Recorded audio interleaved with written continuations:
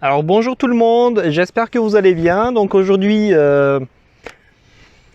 comme je vous ai dit, j'ai eu un petit problème avec la première lecture, avec le format. Donc je le lisais sur la liseuse, donc c'était pas une bonne idée. J'ai pris mon ordinateur pour la deuxième, troisième et le reste. Du coup, aujourd'hui je suis sorti des chez moi pour 1 heure. Et pendant cette 1 heure, comme vous voyez, donc il fait très très beau. Donc je vais essayer de vous lire la deuxième et la troisième nouvelle. Vous allez me voir pendant à peu près 1 minute. Ensuite, vous allez voir des photos parce que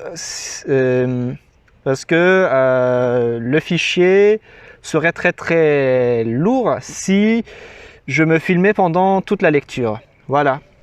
Donc deuxième nouvelle, à la frontière de l'irréel. Je flottais dans le vide, immobile. Rien ne me semblait vouloir troubler ma transe. J'étais seul, au milieu d'un néant infini. Moi, Naël Osten. Pourquoi je me trouvais ici? Je l'ignorais. Ce décor noir, désormais familier, m'enveloppait de sa chaleur. Étrange, d'ailleurs, quand on y repense. Je n'aurais jamais imaginé que le vide puisse avoir une température. Me laissant porter, je profitais de cette sensation douillette. Mes cheveux ébènes formaient une auréole autour de mon visage pâle. Méprisant comme tout le reste de mon être les lois de la gravité. Pourtant, je n'aurais su dire comment. J'avais la sensation que quelque chose dans ce vide immense me soutenait, me maintenait en place. Seulement, il n'y avait rien autour de moi. Pas même un grain de poussière ou un petit caillou, comme dans l'espace. Non, il n'y avait que le vide, ce vide qui paradoxalement remplissait tout. Mon cerveau ronchonna en sentant venir le débat philosophique. Il semblait si loin de moi que je l'entendais à peine. Était-il lui aussi perdu dans une immensité sombre, à l'instar de son propriétaire? Possible. J'essayais de tourner la tête, scrutant les limbes qui m'entouraient, dans l'espoir de distinguer quelque chose dans ce noir aveuglant. Mais mon cerveau émit à nouveau une plainte sourde. Mon action ne lui plaisait manifestement pas. Je me contentais donc d'observer cet infini tableau.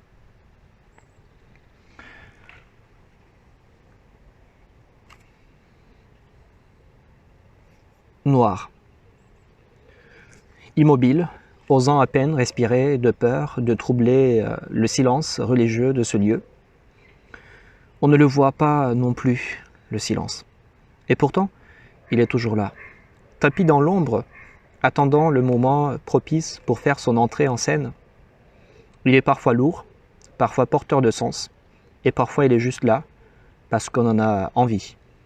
Il nous entoure, nous apaise. Il fait parfois du bruit, le silence, le tic-toc d'une horloge, le gazouillis d'un oiseau, le bruissement du vent. Tous ces sons vont cohabiter avec lui, le compléter pour créer une atmosphère unique autour de notre être. Je le sentais s'infiltrer en moi, jusque dans les tréfonds de mon âme, nimbant mon espoir de chaleur et de douceur. Un petit grésillement se faisait entendre, loin, très loin de mon cerveau, engourdi, et pourtant si proche à en croire mes oreilles. Je n'y fis pas attention, préférant rester dans le cocon douillet et silencieux qui régnait au fond de mon être. Mais le bruit se fit plus insistant, remplissant l'immensité opaque qui m'entourait. J'entendis le vrombissement lointain d'une moto fugace, intrusion de vie dans cet espace immobile et muet. L'intérieur de mon crâne crâne semblait empli de ces sons, pourtant infimes. Ils résonnaient dans ma tête, faisant ronchonner mon cerveau qui essayait de trouver une place au calme dans cette cacophonie persistante. Des taches grisâtres apparurent sur la toile noire qui m'entourait, troublant légèrement l'obscurité. Je tournai la tête très lentement, observant cette nouvelle teinte avec perplexité. D'où venait donc la lumière qui lui a donné naissance? Je plissai les yeux, cherchant vainement la source de ce gris, quand tout à coup il disparut. Le noir était de retour, plus sombre que jamais. Le vacarme qui comblait mon crâne s'était tu lui aussi. Je m'interrogeai. Que s'était-il passé? Pourquoi avais-je vu du gris, puis plus rien? Ce monde absorbait-il la couleur? Je secouai la tête. Non. Tout cela n'a aucun sens. Je suis toujours coloré, moi. Et pourquoi n'entendais-je plus le moindre son? Le silence se répandit dans tout mon être, glissant sur ma peau, formant une coque invisible autour de moi. Je me sentis flotter dans cette mer opaque, tournant lentement sur moi-même. Que m'arrivait-il? Et soudain, un éclair zébra le noir pur qui m'entourait, me coupant net dans mes élucubrations mentales. Mon cerveau lâcha une plainte sourde alors qu'il était aspiré vers l'intérieur de mon crâne. Mes muscles engourdis se rappelèrent à moi et je tentai un infime mouvement.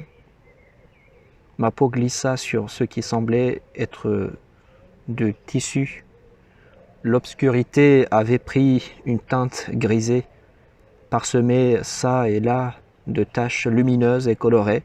Un souffle de vent venait titiller mes oreilles, encore habituées au silence profond des ténèbres. Une odeur familière vint chatouiller mes narines et tous les pores de ma peau s'ouvrirent, savourant avec délice la chaleur rassurante de mon cocon. Si je devais vous donner une définition du paradis, ce serait celle-là. Je me sentais si bien, comme si j'étais parfaitement à ma place dans ce monde infini. Oui, c'est ici mon Éden. Au cœur de cette masse dufteuse et chaude, tous mes sens stimulés par d'infimes interventions de l'extérieur, je n'étais plus qu'un simple individu errant parmi d'autres, je faisais partie intégrante du monde. Un bruit perçant me fit soudain sursauter. Ma main jaillit par réflexe et s'écrasa sur un objet rectangulaire. Mes doigts tâtonnèrent à l'aveuglette avant d'appuyer sur un bouton. Le bruit cessa.